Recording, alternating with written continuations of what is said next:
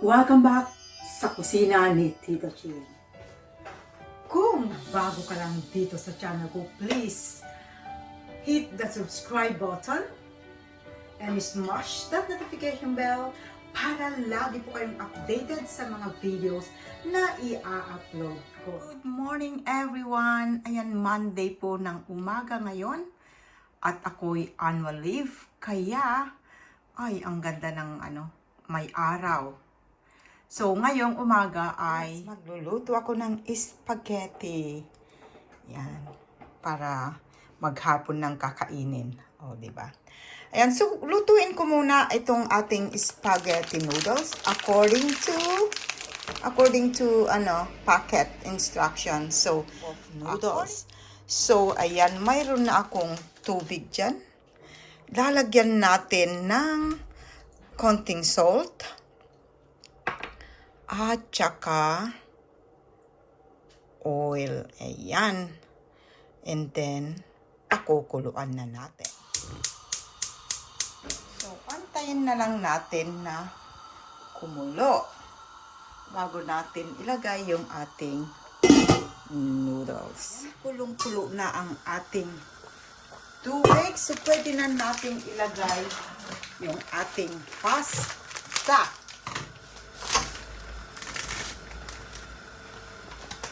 At lulutuin natin ito ng 8 to 10 minutes.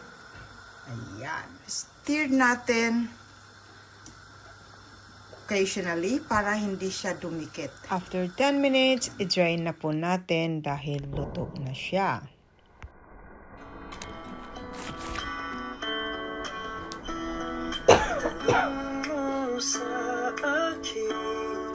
Gusto mo aking mahal. So, ating lagyan ng malamig na tubig para ma-stop na yung cooking process para hindi siya maging malapsa.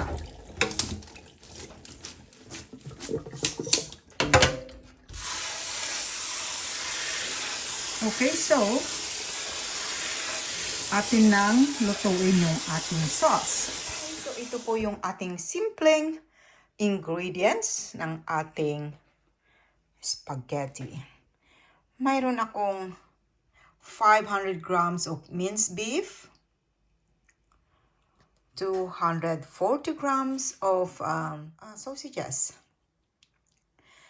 Itong aking meatballs ay homemade yan. Gawa ko lang yan.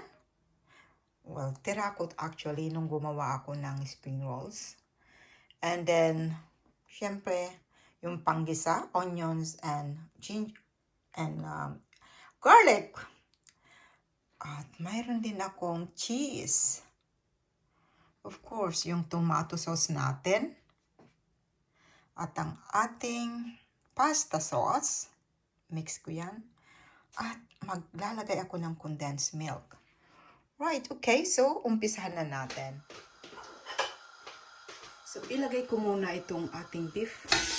Brown ko lang. So, ayan, nag-brown na siya. Yan ang gusto kong ma-achieve. And, tatanggalin ko lang yung excess fluid na lumalabas. And then, lalagyan ko na ng mantika para maggisa na tayo. Okay, so lalagay na ko ng olive oil. Konting olive oil para panggisa sa ating onions and garlic. So ilagay na natin yung garlic sa onions.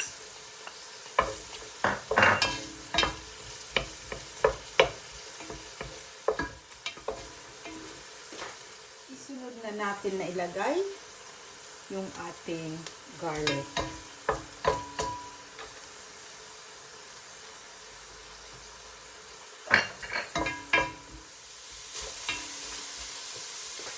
Lagyan din natin ng konting paminta at konting fish sauce.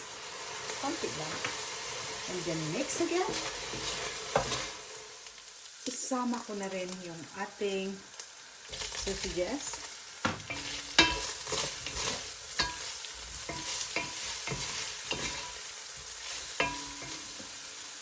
natin na rin yung ating meatballs.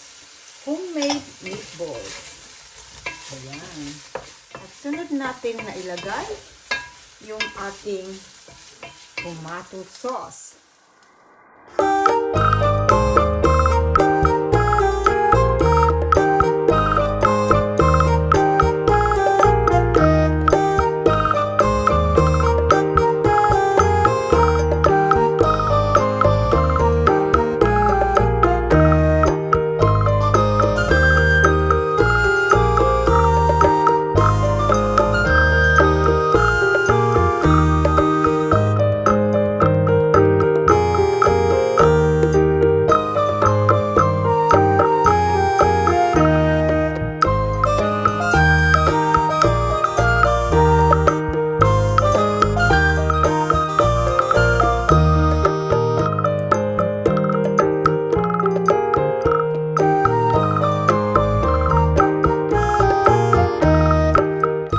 Isunod na natin na ilagay ang pasta sauce. Mix natin ng maigi.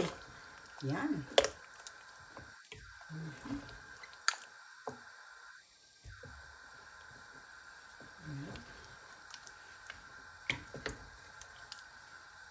Okay, so hayaan ko lang muna na kumulo dyan bago ko ilagay yung mga iba pang sangkap. So, pwede ko nang ilalagay ko na itong aking cheese.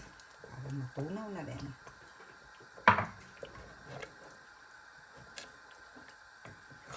Okay.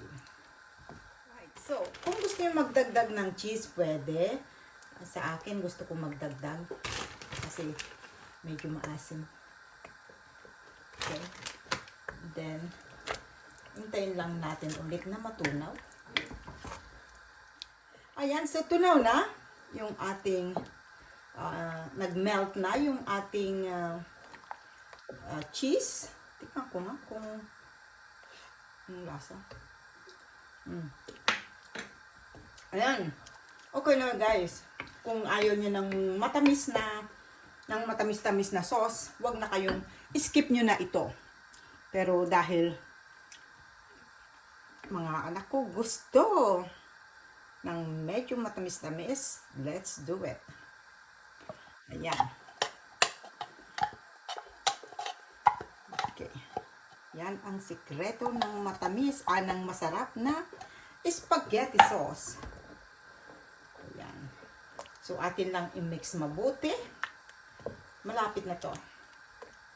Mix lang natin mabuti at handa na tayong kumain ng spaghetti. Yan. Wow. Yan, very creamy na siya. Yan.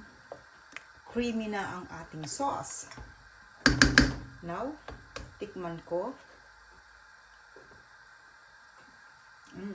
Yum. Masarap.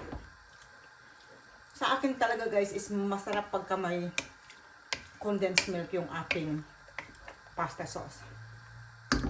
Okay guys, so ayan. Ready na ang ating pasta sauce. Yan. Very creamy. Yan.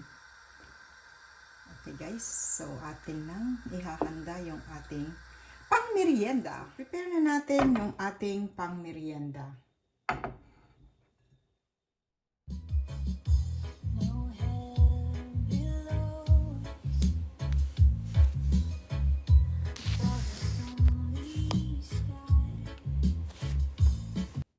So here we go guys, ang ating spaghetti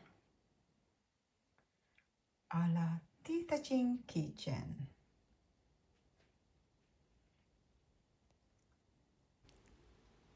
Akin nang isi-serve sa aking asawa dahil kanina pa siya nag-iintay. Ito na. Masarap daw. Enjoy! Thank you so much for joining me in my premiere. Now let's welcome my channel members. Please do connect and support to all of them as they are all very legit and very supportive. Thank you very much. Bye! Watching. See you soon in my next vlog. Keep safe everyone. Bye. Today's video